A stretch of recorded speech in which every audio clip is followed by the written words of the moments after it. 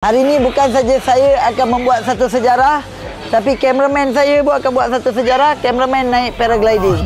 Oh, ini betul-betul gila. Ini aku tak sangka aku tengah buat benda ni.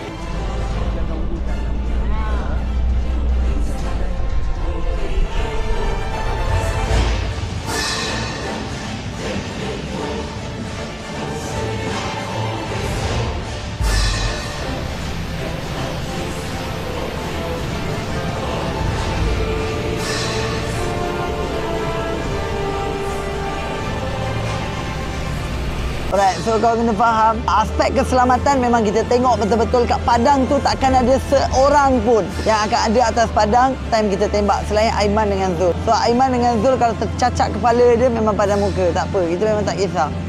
Mati pun mati dah dia. Ui, bapak tinggi walaupun oh, pendakian.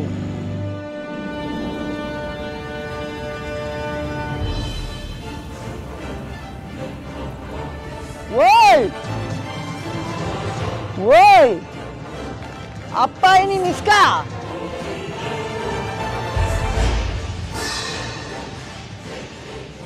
Woi, ini mencabar. Kita pakai harness.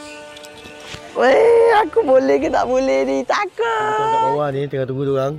Korang tengok bukit dia berapa jauh. Tu. Dekat atas tu. Turun ke bawah. Nampak jauh siap.